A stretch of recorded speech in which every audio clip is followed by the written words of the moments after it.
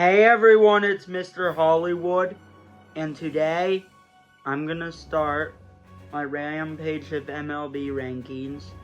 So I am starting a bit of an MLB ranking marathon, and I am leading up to a top 100 MLB players of all time. I am gonna start by giving the top 5 of each position.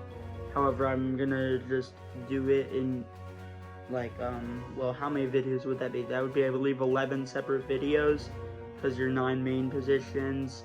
Actually, no, it'd be 12. Or wait, yes, it would be 11, because your 9 main field positions, plus relievers, which I will separate from starters. And then today, I'm doing DH.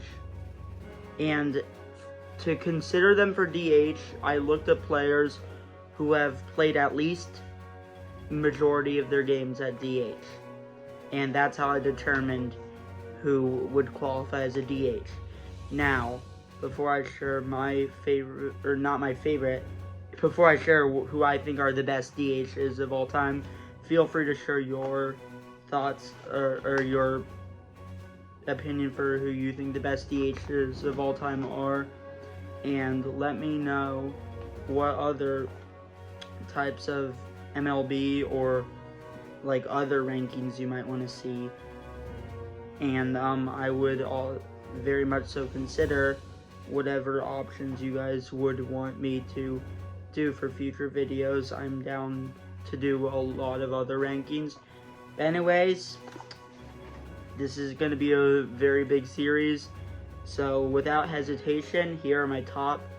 I need to stop saying like top 5 favorites. Here is, in my opinion, who the top 5 best DH of all time are. Number 5, someone who a lot of people think is one of the worst Hall of Famers of all time, Harold Baines. His defense definitely wasn't the best, but as a hitter, he was pretty good. I mean, he had almost 3,000 hits. He did have almost 400 home runs. He did have a 289 career average, 356 on base, 465 slugging, 820 OPS. So yes, Harold Baines, I do think, is the 5th best DH of all time. Number 4, Edgar Martinez. And I think this is actually where the competition really begins. I mean, Edgar Martinez, simply put, was a great hitter. And he did play a little bit at third base, but he was mostly a DH. And he was a great hitter. He had 309 career home runs, 312 career average, 418 on base, 515 slugging, and 933 OPS. I also almost considered putting him in the top 3. However, I just simply could not put him above my number 3, who is David Ortiz. And if we're just talking about best players in the postseason, he'd be probably top 3 of all time in the postseason. Probably him and Derek Jeter are probably the 2 best in the postseason of all time, which that might be another video I do. But obviously, for the sake of this, I'm talking about how they are in the regular season. And I did give the slight edge to David Ortiz over Edgar Martinez.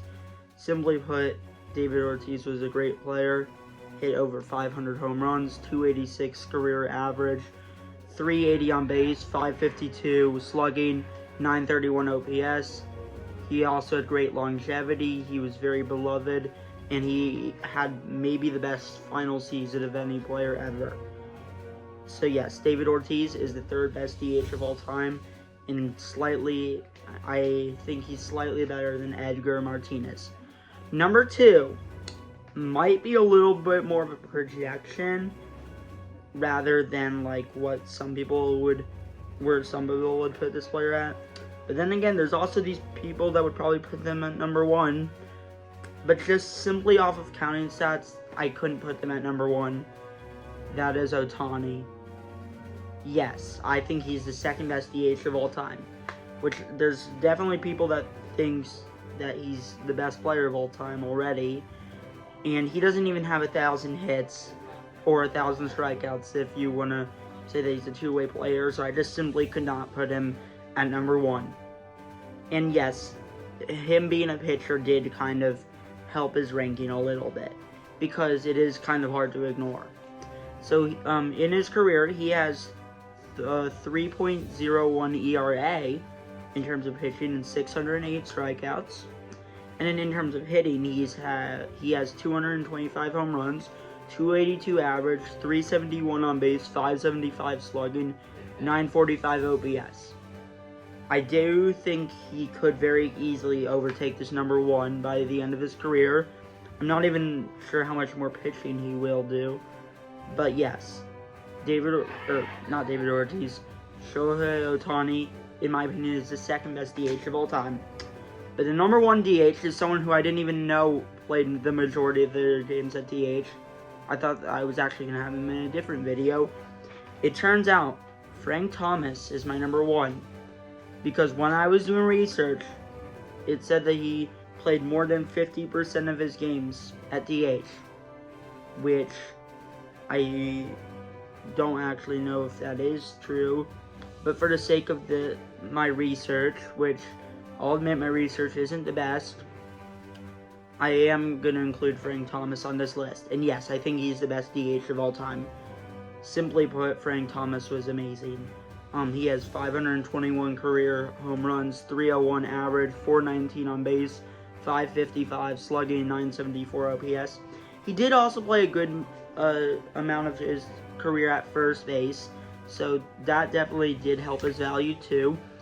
And I think if I were to of course I'm going to do this video eventually, I think he would probably be top 5 first baseman if I were to include him. But the first base is a very loaded position, so there's also a chance he would probably be number 6 or 7. As for DH, I think Frank Thomas is the best of all time. So, in the part 1 of the ranking, Frank Thomas, in my opinion, is the best DH of all time. Now, thanks for watching. Feel free to share who you think the best DH of all time are down below in the comments. And I cannot wait to keep this MLB jam going. And yes, I will still do a lot of movie rankings, but I am trying to do more than just movie rankings on this channel. And because of how much I've gotten into MLB because of this past season, like just more so than maybe I've ever been, that is why I do want to do some of these baseball rankings. But anyways, this concludes the top 5 DHs of all time. Thanks for watching, and peace out.